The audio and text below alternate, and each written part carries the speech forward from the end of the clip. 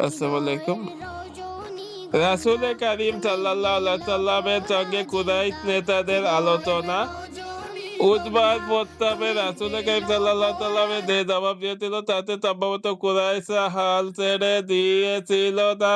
কেননা সরাসরি ও স্পষ্টভাবে তা গ্রহণ কিংবা প্রত্যাখ্যান কোনোটি বোঝাচ্ছিল না, বরং হয়েছিল কি রাসূল কারীম সাল্লাল্লাহু সাল্লাম তার যে সকল প্রস্তাবের বিপরীতে পবিত্র কোরআনুল কারীম থেকে কয়েকটি আয়াত তেলাওয়াত করেছিলেন। উতবা তার অর্থ ভালোভাবে না বুঝে যে মুখে এসেছিল সে মুখ দিয়েই ফিরে গিয়েছিল। এ কারণে কোরআনের নেতা ও সন্তানগণ নিজেদের মধ্যে পরামর্শ করলো, বিভিন্ন দিক দিয়ে আলোচনা পর্যালোচনা ও গভীর মনোযোগের সঙ্গে তারা পরিবেশ পরিস্থিতি সবকিছু নিরীক্ষণ করলো। এরপর একদিন সূর্যাস্তের পরে কাবার চত্বরে সবাই এতে সমবেত হলো এবং রাসূল কারীম সাল্লাল্লাহু আলাইহি সাল্লাম কে সেখানে ডেকে পাঠালো। রাসূল কারীম সাল্লাল্লাহু আলাইহি সাল্লাম তাদের ডাকার খবর পেয়ে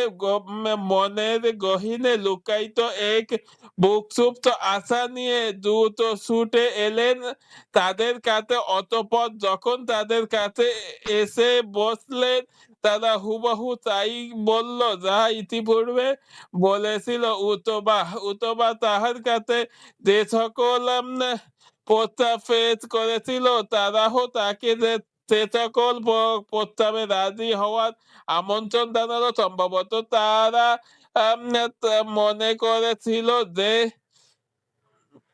ইতিপূর্বে উতবা যেহেতু উম,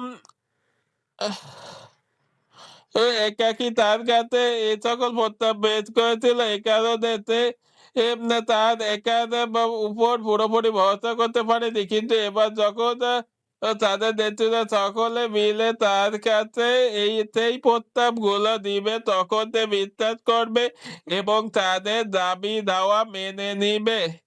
এমনি তাদের আতায় গুড়ে বালি রাসূল কারীম সাল্লাল্লাহু আলাইহি সাল্লাম কে ডেকে তাদেরকে বললেন, তোমরা যা বলতো এর কোনো কিছুই আমার সঙ্গে নেই।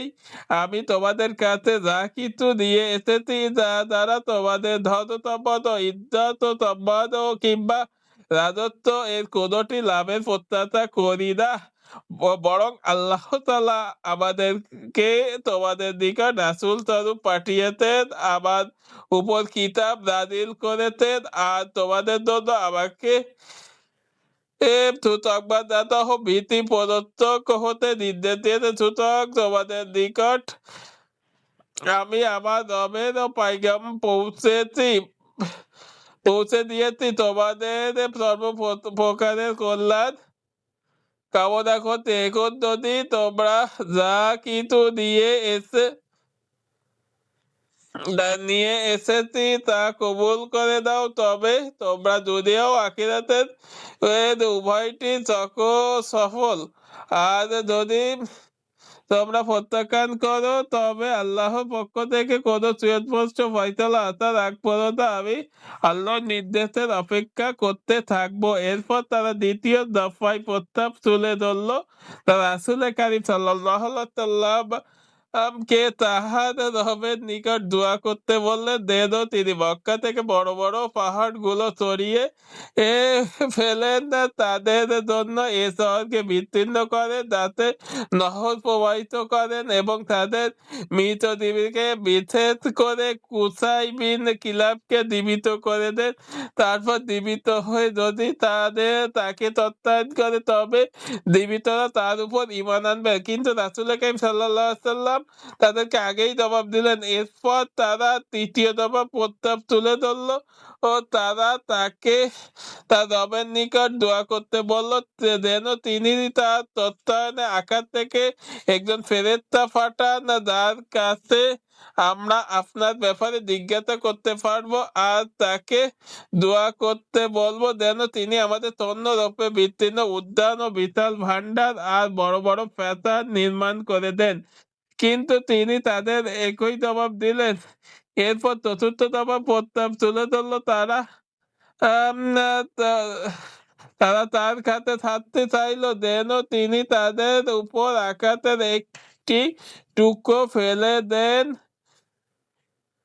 এরপর দ্রুত তারা ছাড়তে চাইল তিনি তাদের উপর আরো আঘাতের একটি টুকরো ফেলে দেন, যেমনটি তিনি এরপর চতুর্থ দফায় তুলে ধরলেন তারা তাহার কাছে ছাড়তে চাইল যেন তিনি তাদের উপর আকাশ থেকে একটি টুকরো ফেলে দেন, যেমনটি তিনি বলেন, এবং তার ভীতি তিনি প্রদর্শন করেন। কিন্তু তিনি তাদের জবাবে বলে দিলেন, এটা আল্লাহর হাতে, আল্লাহ যদি চান তবে করতে পারেন। তখন তারা বলল, আপনার পালনকর্তা কি আগে জানতেন না আমরা আপনার সঙ্গে অতি শীঘ্রই বৈঠকে বসবো, আপনার কাছ থেকে ভিন্ন রং তলব করব, যাতে করে তিনি আগেই আপনাদের ওই সকল জিনিস শিখিয়ে দিতেন যেগুলো দিয়ে আপনাকে এখন আমরা জিজ্ঞাসাবাদ করছি। তাছাড়া আমরা যদি আপনার কথা না মানি তবে তিনি আমাদের সঙ্গে কি করবেন? ফরিদাতে তারা রাসূল কারীম সাল্লাল্লাহু আলাইহি ওয়াসাল্লামকে ভীষণ হুমকি ধমকি দিল। তারা বলল, আপনি আমাদের সঙ্গে যাহা কিছু করেছেন আল্লাহর কসম আমরা আপনাকে ছাড়ব না যতক্ষণ না আমাদের দু দলের কোনো একদল হালাক হয়ে যায়। তখন রাসূল কারীম সাল্লাল্লাহু আলাইহি ওয়াসাল্লাম তাদের মজলিস ছেড়ে দাঁড়িয়ে গেলেন এবং দুঃখ ভারাক্রান্ত হৃদয়ে ফিরে গেলেন নিজ বাড়িতে, কারণ তিনি আসার সময় তাদেরকে নিয়ে স্বপ্নের যে সুন্দর জাল বুনেছিল এতক্ষণ তা ছিন্ন ভিন্ন হয়ে গিয়েছে।